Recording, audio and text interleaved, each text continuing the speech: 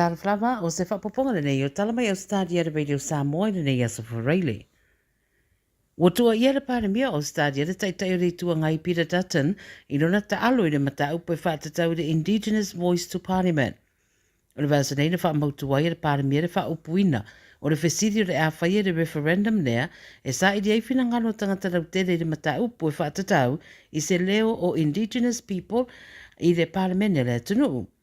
Fa mai Albanese, wata tau lava I Dutton o na whaia loa sa o so na whina ngano I le mata upo le nei a waile se mata upo I whaatatau I seisi o I la ua.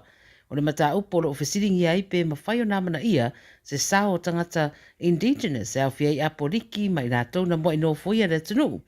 E manatu le panemia, wata tau le taitai o le tua ngai o na whaia loa sa na whaai unga I le mata upo ai le o le wha umi ai fua o na o le wha tuai. E tō rua mori maua o lipo tiena o lava ai tino I le whaalawalawe na tupu le tau na reina I le off-ramp I Saddle Road I le Pacific Motorway le tui mātua New South Wales. O le ave lori wa lipo tia wa maniu, a whai mai mori mau na ta vale le lori mamuai a wanga I ese ma le Pacific Motorway po le tau le ono le tau na reina. Na ta mamo e atu mori mau e lawe I le ave lori. Pei tai wa malosi le sasawane a le afi I le vaenga tonu sai ai mai u ina mani wai lava. E o mai le terminator I wha mautuina po o ai tonu sia tangata wa mariu a lo whaatino masu e su e leo leo le mafua anga o le whanawelawe.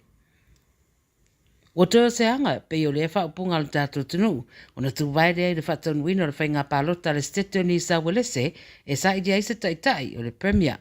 Fa mai ripoti le so wo toititi se 2% o tangata yanga va e pālota I le stete wa mai ona whaatu muina na tau pepa pālota a o tai aola vai ia le asosa o le pālota o I rātou ia wa whaonga le pre-polling e vave whaatino ai a rātou e kisi I sui e pālota iai.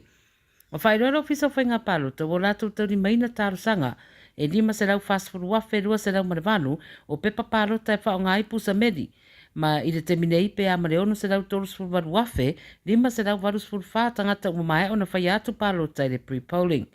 O lo o tau whai tu atoa fo I mālosi o te toi o sui tau wā, le premier o lo I nei Dominic Perrottet, ma le sui o le leipa Chris Minns, I le fina wina o se manu malo I le fo I tau sinionga, o le a wha ato a iloa I le aso a tai aolo nei unga.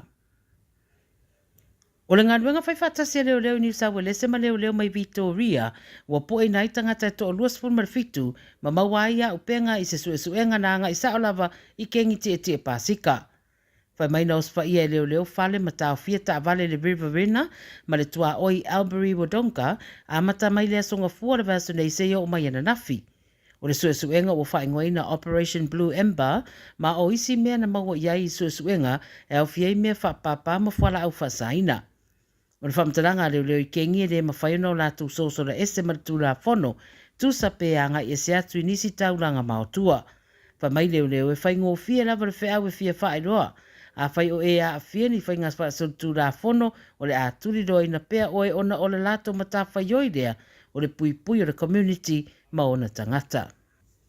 Ma le tana muli o le rita aro le leia Ausetalia o Kaylin Bonga, wa ngā tunei mō kānata sa iri tonga fitia I mō manuanga ma le tālonga, e mai se lava manuanga I le ulu, concussion, leo le asiaki iai e se fō mai whapitoa o le specialist. O ponga o le isi kapteni le Newcastle Knights, ma lo I se tūranga whainga tālo na numana I le tālonga o no manuanga, mai le o le teimi mua fo I le wā awhia ilo na ulu. Fa mai a o iai kānata le a whaia ni test e whaonga I se masini mo tong pitinga e le ia o mua mai Ausetalia. Se I vanga nala ua maua mai unga o Yesu e suenga o na whato a whai leo le whai unga ra kalapu le lumana I o ponga I le tālonga e mai se o lana kalapu. O le mata upu le o Tala Fou unga tonu ma le unga le NRL na tuina whaalawa I tele mai se teimele I mamau atu e whaamalo se eire whaamalo lo se tamata alo ua a fia concussion mo le se furuta siaso. O tala ia le Radio Samoa mai Ausetalia le nei fo ia sparele ia ma le whaamumue tātou whaidua I le verse 4 pe aulia I seisi whaopoponga. Manuia tele whao mga ruenga lo tātou tunu o le a whenga iai e mai se le whae unga le mai aso wha